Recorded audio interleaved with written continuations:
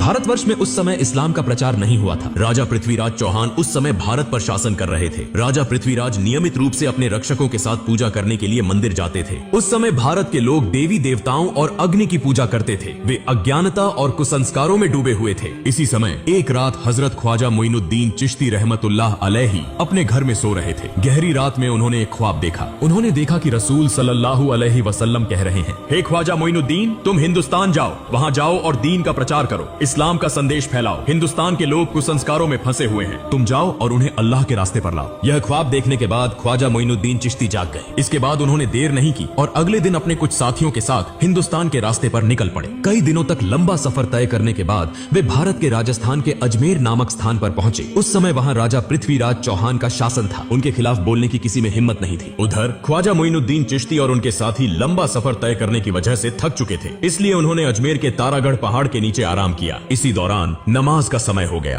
ख्वाजा मोइनुद्दीन चिश्ती ने अपने साथियों से कहा, तुम पानी की तलाश करो क्योंकि वुजू करना जरूरी है, नमाज का समय हो गया है। तब उनके दो साथी एक लोटा लेकर पानी की तलाश में निकले। कुछ दूरी पर जाकर उन्होंने एक विशाल झील देखी जो आज के समय में आना सागर के नाम से जानी जाती है। वे आना सागर के पास पहुंचे और देखा कि राजा की सेना ने आना सागर को चारों ओर से घेर रखा है। उन्हें देखते ही सैनिकों ने पूछा, तुम लोग कौन हो? इससे पहले तुम्हें यहाँ कभी नहीं देखा, यहाँ क्या चाहिए? साथी दोनों ने कहा, हम ख्वाजा मोइनुद्दीन चिश्ती के शिष्य हैं, हम यहाँ वुजू करने के लिए थोड़ा पानी लेने आए हैं। यह सुनकर वहाँ मौजूद सारी सेना जोर जोर से हंसने लगी और कहने लगी, क्या तुमने राजा पृथ्वीराज का नाम नहीं सुना? उनके आदेश का उल्लंघन करने पर कठोर सजा मिलती है। इस झील से कोई और पानी नहीं ले सकता। पानी को हाथ लगाना भी मना है क्योंकि इससे पानी अपवित्र हो जाएगा। यह कहकर उन्होंने उन दोनों को भगा दिया। दुखी मन से वे दोनों ख्वाजा मोइनुद्दीन चिश्ती के पास लौट आए। तब ख्वाजा मोइनुद्दीन चिश्ती ने पूछा, तुम्हारे साथ क्या हुआ? क्या तुम्हें पानी नहीं मिला? उन दोनों ने कहा, हुजूर, पानी तो मिला लेकिन हमें पानी नहीं दिया गया। उन्होंने हमें भगा दिया और कहा कि राजा पृथ्वीराज ने किसी को भी इस पानी को लेने की अनुमति नहीं दी है। उनके आदेश का उल्लंघन करने पर कठोर सजा दी जाएगी। उनकी सारी बातें सुनकर ख्वाजा मोइनुद्दीन चिश्ती ने अल्लाह के दरबार में दुआ की और फिर उनसे कहा, तुम लोग आना सागर के पास जाओ और कहो कि ख्वाजा मोइनुद्दीन चिश्ती ने हमें भेजा है। इसके बाद वे दोनों साथी फिर से वुजू का पानी लाने के लिए निकल पड़े। जब वे आना सागर के पास पहुंचे तो सेना ने उन्हें रोककर पूछा, तुम लोग फिर क्यों आए हो? उन्होंने कहा, हम वुजू का पानी लेने आए हैं। सेना ने कहा, हमने कहा था कि पानी नहीं दिया जाएगा। अगर राजा पृथ्वीराज चौहान को पता चला तो तुम्हारी जान तक जा सकती है। हम किसी भी हालत में पानी नहीं देंगे। तब उन्होंने कहा, हम तुमसे पानी नहीं मांगेंगे, हम आना सागर से पानी लेने आए हैं। यह सुनकर वहाँ मौजूद सारी सेना जोर जोर से हंसने लगी। उस समय उन्होंने अल्लाह के दरबार में दुआ की और अपने हाथ में पकड़ी लोटे को आगे बढ़ाकर कहा, हे आना सागर, हम ख्वाजा मोइनुद्दीन चिश्ती रहमतुल्लाह अलैहि के शिष्य हैं। ख्वाजा मोइनुद्दीन चिश्ती ने हमें यहाँ भेजा है। अल्लाह के हुक्म से इस लोटे में आ जाओ। यह कहते ही एक पल में आना सागर का सारा पानी लोटे में समा गया। इतना अद्भुत और चमत्कारी दृश्य देखकर वहाँ मौजूद सारी सेना हैरान रह गई। तुरंत ही उन्होंने कलमा पढ़ा और इस्लाम स्वीकार कर लिया। लेकिन वहाँ कुछ कट्टर हिंदुत्ववादी भी थे। उन्हें लगा कि यह कोई जादू का प्रभाव है, इसलिए वे यह खबर देने के लिए राजा पृथ्वीराज चौहान के दरबार में भागे। राजा पृथ्वीराज ने जब उन्हें देखा तो पूछा, क्या हुआ? तुम्हारे चेहरे पर इतना डर क्यों है? तब उन्होंने कहा, राजा साहब, बड़ी विपत्ति आ गई है। राजा पृथ्वीराज ने पूछा, क्या हुआ? उन्होंने कहा, राजा साहब, न जाने कहां से एक बड़ा जादूगर यहाँ आया है। देखने में वह फकीर लगता है लेकिन उसने अपने जादू से पूरे आना सागर का पानी एक लोटे में खींच लिया। यह सुनकर राजा पृथ्वीराज को ऐसा लगा जैसे उनके सिर पर आसमान टूट पड़ा हो। उन्होंने अपने जीवन में कई जादूगर देखे थे लेकिन ऐसा जादू उन्होंने कभी नहीं सुना था। उन्होंने इसे अपनी आंखों से देखने के लिए तुरंत अपनी सेना के साथ आना सागर की ओर प्रस्थान किया। जब वे आना सागर के पास पहुंचे तो देखा कि आना सागर में पानी की एक बूंद भी नहीं थी। उधर अजमेर के लोग बड़ी संख्या में ख्वाजा मोइनुद्दीन चिश्ती रहमतुल्लाह अलैहि को देखने के लिए वहाँ पहुँच रहे थे। ख्वाजा मोइनुद्दीन चिश्ती और उनके साथी नमाज पढ़ने के बाद वहाँ बैठे। तभी राजा पृथ्वीराज वहाँ पहुँच गए। उन्होंने देखा कि कई हिंदू पहले ही इस्लाम स्वीकार कर चुके हैं। यह देखकर राजा को भीतर ही भीतर बहुत गुस्सा आया। राजा पृथ्वीराज एक बहुत चालाक और कट्टर हिंदुत्ववादी था। उसने पूछा, तुम कौन हो और यहाँ कहाँ से आए हो? मैं अल्लाह के हुक्म और रसूल सल्लल्लाहु अलैहि वसल्लम के निर्देश पर यहाँ आया हूँ। राजा पृथ्वीराज ने कहा, तुमने अपने जादू से इस पानी को क्यों सुखा दिया? तब ख्वाजा मोइनुद्दीन चिश्ती ने कहा, मैं कोई जादूगर नहीं हूँ, मैं अल्लाह का बंदा हूँ। मैं अल्लाह का हुक्म पूरा करने के लिए यहाँ पानी लेने गया था लेकिन पानी न देने के कारण अल्लाह ने इसे सूखा दिया। यह सुनकर वहाँ मौजूद सभी लोग आश्चर्यचकित हो गए और ख्वाजा मोइनुद्दीन चिश्ती रहमतुल्लाह अलैहि की ओर एकटक देखते रह गए। राजा पृथ्वीराज चौहान बहुत चालाक और मक्कार था। उसने समझ लिया कि यह कोई साधारण व्यक्ति नहीं है, इसलिए वह नकली आंसू बहाते हुए और झुककर कहने लगा, हमें सबके कष्ट सहने में कोई परेशानी नहीं है लेकिन मासूम बच्चों और निर्दोष लोगों का ख्याल करके कृपया पानी को उसकी जगह वापस लौटा दें। यह मेरी आपसे विनती है। यह सुनकर ख्वाजा मोइनुद्दीन चिश्ती ने अपने 2 साथियों को आदेश दिया कि वे लौटा लेकर आना सागर के पास जाएं। दोनों साथी लौटा लेकर आना सागर के पास पहुंचे और जैसे ही उन्होंने लौटा आना सागर में रखा, सागर फिर से पानी से भर गया। यह सब देखकर वहां मौजूद लोग हैरान रह गए। उन्होंने पूछा, आप किस देवता की पूजा करते हैं? ख्वाजा मोइनुद्दीन चिश्ती ने कहा, मैं अपने रब एकमात्र अल्लाह की इबादत करता हूँ। वहाँ मौजूद सभी लोगों ने कहा, हम भी आज से उसी एक अल्लाह की इबादत करना चाहते हैं। उस जगह के सभी लोगों ने एक एक करके इस्लाम स्वीकार कर लिया। लेकिन राजा पृथ्वीराज चौहान इसे सहन नहीं कर सका। वह बहुत गुस्से में राज दरबार लौट गया। अगले दिन पृथ्वीराज ने राज दरबार में एक आपातकालीन बैठक बुलाई। पृथ्वीराज ने कहा, किसी भी तरह इस फकीर को यहाँ से हटाना होगा, उसे खत्म करना होगा। अगर तुम्हारे पास कोई सुझाव है तो जल्दी बताओ। तब एक मंत्री ने कहा, राजा साहब, यह फकीर कोई साधारण व्यक्ति नहीं है, वह एक महान जादूगर है। अपने जादू के प्रभाव से वह सभी को एक एक करके इस्लाम में ला रहा है। एक दिन ऐसा आएगा जब भारत में हिंदू धर्म को मानने वाला कोई नहीं बचेगा। उससे निपटने के लिए हमें एक महान जादूगर की जरूरत होगी। तब वहाँ मौजूद एक सैनिक ने कहा, राजा साहब, हमारे देश में इससे भी बड़ा एक जादूगर है। पृथ्वीराज ने पूछा, उसका नाम क्या है? सैनिक ने कहा, उसका नाम है जयपाल जादूगर। पृथ्वीराज ने कहा, जाओ उसे हमारे दरबार में लेकर आओ। इसके बाद कुछ सैनिक जयपाल जादूगर से मिलने के लिए रवाना हो गए। कुछ समय बाद वे जयपाल जादूगर के घर पहुंचे और देखा कि जयपाल हवा में तैरते हुए गहरी ध्यान अवस्था में है। जैसे ही उसने सैनिकों को देखा, वह नीचे उतर आया और कहा, राजा ने तुम्हें भेजा है ना? यह सुनकर सैनिक चौंक गए। उन्होंने सोचा कि अब काम बन जाएगा। उन्होंने सारी बातें जयपाल जादूगर को बताई। फिर वे जयपाल जादूगर को राज दरबार में लेकर आए। जयपाल ने पूछा, राजा साहब, आपने मुझे क्यों बुलाया है? राजा पृथ्वीराज ने कहा, हमने सुना है कि आप भारत के सबसे बड़े जादूगर हैं। हम एक बड़ी समस्या में फंसे हैं और आपको इसे हल करना होगा। जयपाल ने कहा, बताइए, मैं आपके लिए क्या कर सकता हूँ? पृथ्वीराज ने कहा, आप भी हिंदू हैं और हम सभी हिंदू हैं, लेकिन कहीं से एक फकीर आया है। वह अपने जादू के प्रभाव से एक एक करके सभी को हिंदू धर्म छोड़कर इस्लाम में ले जा रहा है। आपको उससे मुकाबला करना होगा। अगर आप उसे देश से भगा सकते हैं या उसे खत्म कर सकते हैं तो आपको एक बड़ा इनाम दिया जाएगा। यह सुनकर जयपाल जादूगर ने कहा, महाराज, आप चिंता न करें। कितने बड़े बड़े जादूगर मेरे सामने झुके हैं और यह तो केवल एक साधारण फकीर है। इसे खत्म कर ही मैं आपके सामने आऊंगा। इसके बाद जयपाल जादूगर अपने जादू की मदद से गरीब नवाज ख्वाजा मोइनुद्दीन चिश्ती रहमतुल्लाह अलैहि को खोजने निकला। कुछ दूर जाने के बाद जयपाल जादूगर ने देखा कि ख्वाजा मोइनुद्दीन चिश्ती रहमतुल्लाह अलैहि तारा पर्वत की एक चट्टान के कोने में अल्लाह की इबादत में मग्न है। वह कोई दिशा नहीं देख रहे। यह देखकर जयपाल जादूगर पीछे से उस दिशा में बढ़ा और बोलने लगा, इस फकीर को मारना मेरे लिए कोई बड़ी बात नहीं है। मैंने पीछे से आकर देखा भी नहीं, यह कौन सा जादू है? यह कहकर उसने अपने जादू से उस पर्वत से एक विशाल चट्टान को उठाया और जैसे ही वह ख्वाजा मोइनुद्दीन चिश्ती को दबाने के लिए जा रहा था, ख्वाजा मोइनुद्दीन चिश्ती रहमतुल्लाह अलैहि ने अपनी अंगुली उठाकर कहा, हे तारा पर्वत की चट्टान, क्या तुम नहीं देख रहे कि मैं अल्लाह की इबादत कर रहा हूँ? अगर तुम अल्लाह की तरफ से आई हो तो मुझे दबाकर मार दो, और अगर तुम शैतान की तरफ से आई हो तो वहीं खड़ी रहो। यह सुनते ही चट्टान वहीं रुक गई, 1 इंच भी नहीं हिली। जयपाल जादूगर एक के बाद एक जादू दिखा रहा था, लेकिन कुछ भी कर नहीं पा रहा था। इस शक्ति को देखकर जयपाल जादूगर हैरान और चकित हो गया। उसने समझ लिया कि यह साधारण व्यक्ति नहीं है और मेरे जादू का यहाँ कोई असर नहीं होगा। इसलिए बिना देर किए जयपाल जादूगर ने ख्वाजा मोइनुद्दीन चिश्ती रहमतुल्लाह अलैहि के सामने हार मान ली और इस्लाम धर्म स्वीकार कर लिया। अगले दिन से पूरे भारत में यह खबर फैल गई कि भारत का सबसे बड़ा जादूगर जयपाल एक फकीर के सामने हार गया और उस फकीर का नाम गरीब नवाज ख्वाजा मोइनुद्दीन चिश्ती रहमतुल्लाह अलैहि था। उसने इस्लाम धर्म अपनाया और उसी रब की इबादत की जिसके सामने किसी भी शक्ति का मुकाबला नहीं हो सकता। भारत के लोग कहने लगे, वह जिस रब की इबादत करता है उसकी शक्ति कितनी बड़ी होगी कि उसका सामना करने के लिए कोई भी शक्तिशाली नहीं है। हमें भी उसी रब की इबादत करनी चाहिए। यह कहकर लोग दल बदल कर इस्लाम धर्म अपनाने के लिए ख्वाजा मोइनुद्दीन चिश्ती रहमतुल्लाह अलैहि के पास जाने लगे। यह खबर पाकर राजा पृथ्वीराज चौहान बहुत चिंतित हो गया। वह समझ नहीं पा रहा था कि अब क्या करे। तब एक मंत्री ने कहा, राजा साहब, जयपाल जादूगर ने इस्लाम धर्म स्वीकार कर लिया है और बहुत से लोग एक एक करके इस्लाम धर्म अपनाने जा रहे हैं। मुझे लगता है कि वह साधारण व्यक्ति नहीं है, उसकी बहुत शक्ति है, उसे हराना असंभव है, हमें उसकी बात माननी चाहिए। राजा पृथ्वीराज चौहान ने कहा, इतनी आसानी से मैं हार मानने वाला नहीं हूँ, इसलिए तुम लोग जाओ और उस फकीर को यहाँ बुला कर लाओ। इसके बाद कुछ सैनिक उस फकीर के पास खबर देने के लिए रवाना हो गए। वे वहाँ पहुँचे और कहने लगे, राजा साहब आपको बहुत महत्वपूर्ण बात करने के लिए बुला रहे हैं। तब ख्वाजा मोइनुद्दीन चिश्ती रहमतुल्लाह अलैहि खुद राजपथ पर राजा पृथ्वीराज चौहान से मिलने के लिए निकल पड़े। इसी दौरान उस इलाके में एक हिंदू पंडित था जो रोज पूजा करने मंदिर जाता था और मूर्तियों के सामने दूध अर्पित करता था। एक दिन उसकी बेटी ने पंडित से पूछा, पिताजी, आप रोज दूध लेकर मंदिर जाते हैं और वह दूध मूर्तियों के सामने डालते हैं, क्या मूर्तियाँ दूध पीती हैं? पंडित ने कहा, बिल्कुल नहीं, मूर्तियाँ कभी दूध नहीं पीती, हम उन्हें पूजा करते हैं। उसकी बेटी ने कहा, पिताजी, मैं देखना चाहती हूँ कि क्या सचमुच यह मूर्तियाँ दूध पीती हैं? पंडित ने कहा, ऐसी बातें नहीं करनी चाहिए, यह हमारे भगवान की मूर्तियाँ हैं, क्या मूर्तियाँ कभी दूध पीती हैं? लेकिन उसकी बेटी ने कहा, पिताजी, मैं आज दूध लेकर जाती हूँ और देखती हूँ कि ये मूर्तियाँ सच में दूध पीती हैं या नहीं। फिर एक दिन उसकी बेटी दूध लेकर मंदिर पहुंची और मूर्तियों के सामने कहने लगी, तुम हमारे भगवान हो तो तुम्हें तो मेरी बात सुननी चाहिए, मैंने दूध लाकर लाया है, तुम इसे पी लो। लेकिन मूर्तियों से कोई उत्तर नहीं मिला। लड़की फिर बोली, क्या हुआ, क्या तुम मेरी बात नहीं सुन रहे हो? तुम इस दूध को पियो, मैं इसे अपनी आंखों से देखना चाहती। लेकिन मूर्तियों से कोई उत्तर नहीं आया। तब लड़की ने खुद अपना सिर मूर्तियों के सामने धर लिया और रोते रोते खून खून बहाने लगी। ठीक उसी समय गरीब नवाज ख्वाजा मोइनुद्दीन चिश्ती रहमतुल्लाह अलैहि वहाँ से गुजर रहे थे। उन्होंने रोने की आवाज सुनी और मंदिर में प्रवेश किया। उन्होंने देखा कि एक लड़की का सिर खून से सना हुआ था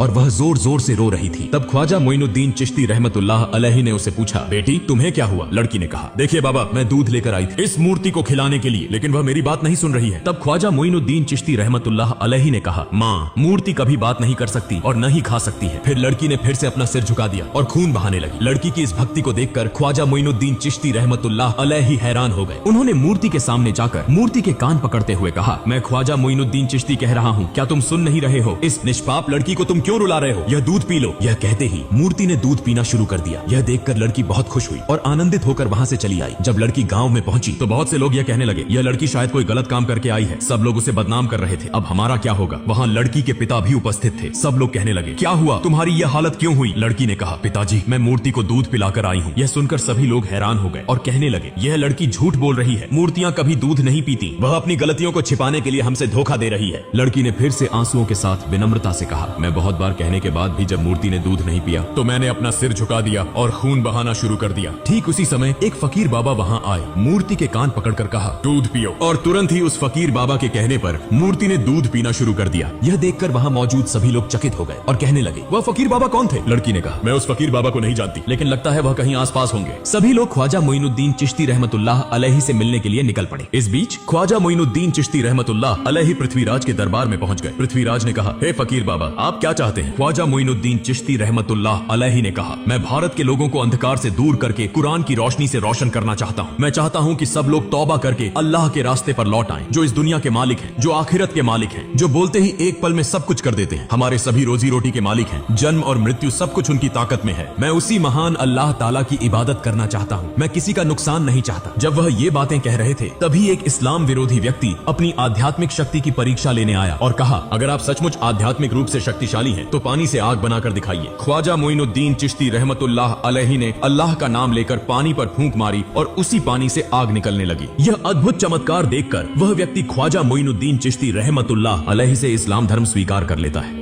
इस समय दरबार के सभी लोग, राजा पृथ्वीराज भी यह समझ गए कि ऐसे अल्लाह वाले व्यक्ति के साथ कभी मुकाबला नहीं किया जा सकता। कई चमत्कारी घटनाओं को देखकर उन्होंने कोई देर नहीं की, माफी मांगी और साथ ही ख्वाजा मोइनुद्दीन चिश्ती रहमतुल्लाह अलैहि के हाथों में हाथ डालकर उनके मुरीद बन गए और इस्लाम धर्म स्वीकार कर लिया। ख्वाजा मोइनुद्दीन चिश्ती रहमतुल्लाह अलैहि ने उन्हें माफ कर दिया। फिर ख्वाजा मोइनुद्दीन चिश्ती रहमतुल्लाह अलैहि वहां से चले गए और अपने साथी संगियों के साथ तारागढ़ पहाड़ के उस स्थान पर स्थित हो गए। ख्वाजा मोइनुद्दीन चिश्ती रहमतुल्लाह अलैहि जब एक स्थान पर अल्लाह की इबादत में मग्न थे, ठीक उसी समय एक हिंदू पंडित और अन्य लोग उस स्थान से गुजर रहे थे। तब पंडित की बेटी ने कहा, देखो वह फकीर बाबा जो बैठे हैं, वही फकीर बाबा अपने शब्दों से मूर्ति को दूध पिलाए थे। फिर वे सभी ख्वाजा मोइनुद्दीन चिश्ती रहमतुल्लाह अलैहि के पास पहुंचे और कहा, हे फकीर बाबा, आप कौन हैं और आप किस जादू को जानते हैं कि आपकी बातों से मूर्ति दूध पीने लगी? ख्वाजा मोइनुद्दीन चिश्ती रहमतुल्लाह अलैहि ने कहा, मैं तो अल्लाह का एक बंदा हूँ। मेरी बातों से कुछ नहीं होता। जो अल्लाह कहता है वही होता है। मैं उसी अल्लाह की इबादत करता हूँ। तब उन्होंने कहा, हम आज से उस अल्लाह की इबादत करना चाहते हैं। इस भारत में तो सब लोग एक एक करके इस्लाम धर्म स्वीकार कर रहे हैं, हमें भी इस्लाम धर्म स्वीकार कराइए। फिर वे सभी इस्लाम धर्म स्वीकार कर गए। कुछ दिनों बाद ख्वाजा मोइनुद्दीन चिश्ती रहमतुल्लाह अलैहि एक जंगल के बीच से गुजर रहे थे। रास्ते में उन्होंने देखा कि कुछ हिंदू पंडित और वहाँ मौजूद लोग अग्नि पूजा कर रहे थे। यह देखकर ख्वाजा मोइनुद्दीन चिश्ती रहमतुल्लाह अलैहि उनके पास गए और कहा, आप लोग आग की पूजा क्यों कर रहे हैं? यह आग आपको क्या फायदा देती है? तब उन्होंने कहा, यह आग हमारा खुदा है। हम इसे खुश कर रहे हैं ताकि मौत के बाद नरक की आग से मुक्ति मिल सके। ख्वाजा मोइनुद्दीन चिश्ती रहमतुल्लाह अलैहि ने कहा, ठीक है, अगर आप आग को खुश कर रहे हैं तो इसे छू कर देखिए, देखें क्या आग आपको जला देती है। एक व्यक्ति ने कहा, यह क्या कह रहे हैं? आग को छूने से हाथ जल जाएंगे। ख्वाजा मोइनुद्दीन चिश्ती रहमतुल्लाह अलैहि ने कहा, आप लोग उस खुदा की इबादत कर रहे हैं जो आपको जला देगा, लेकिन मैं ऐसे खुदा की इबादत करता हूँ जिसके हुक्म से आग ठंडी हो जाती है। यह सुनकर एक अन्य हिंदू पंडित जोर से हंसा और कहा, आग का धर्म तो जलाना है और आप कह रहे हैं तो इसे हमें दिखाकर दिखाइए। ख्वाजा मोइनुद्दीन चिश्ती रहमतुल्लाह अलैहि ने कहा, मैं अल्लाह के एक ख्वाजा मोइनुद्दीन चिश्ती रहमतुल्लाह अलैहि हूँ। अल्लाह के हुक्म से तुम ठंडे हो जाओ। यह कहते हुए ख्वाजा मोइनुद्दीन चिश्ती रहमतुल्लाह अलैहि आग के अंदर प्रवेश कर गए, लेकिन वे यह देखकर हैरान रह गए कि ख्वाजा मोइनुद्दीन चिश्ती रहमतुल्लाह अलैहि आग में प्रवेश कर गए, लेकिन एक भी जलन नहीं हुई। यह अद्भुत घटना देखकर वहाँ सभी लोग हैरान हो गए और कहने लगे, आप कौन हैं और आप किस खुदा की इबादत करते हैं? ख्वाजा मोइनुद्दीन चिश्ती रहमतुल्लाह अलैहि ने कहा, मेरा नाम गरीब नवाज ख्वाजा मोइनुद्दीन चिश्ती रहमतुल्लाह अलैहि है, जो पूरे ब्रह्मांड के पालनहार हैं। उनके सिवा कोई पूज्य नहीं है। वह सारी ताकत के मालिक हैं। मैं उसी अल्लाह की इबादत करता करता हूँ। यह सुनकर वहाँ मौजूद सभी लोग बोले, हम भी आज से उस मालिक की इबादत करना चाहते हैं। और इस प्रकार वहाँ मौजूद सभी लोगों ने इस्लाम धर्म स्वीकार कर लिया। फिर इस घटना के बाद ख्वाजा मोइनुद्दीन चिश्ती रहमतुल्लाह अलैहि ने भारत में आकर कुरान के प्रकाश से इस्लाम धर्म का प्रचार किया और अल्लाह ताला द्वारा दिए गए चमत्कारों को देखकर करोड़ों हिंदुओं ने इस्लाम धर्म स्वीकार किया। यह एक अद्वितीय उदाहरण बन गया और इस प्रकार पूरे भारत में इस्लाम धर्म फैल गया। प्रिय दोस्तों, अगर आप चाहते हैं कि ख्वाजा मोइनुद्दीन चिश्ती रहमतुल्लाह अलैहि के निधन के बाद हुए चमत्कारों का पाठ हम आपके साथ साझा करें तो कृपया कमेंट बॉक्स में लिखें।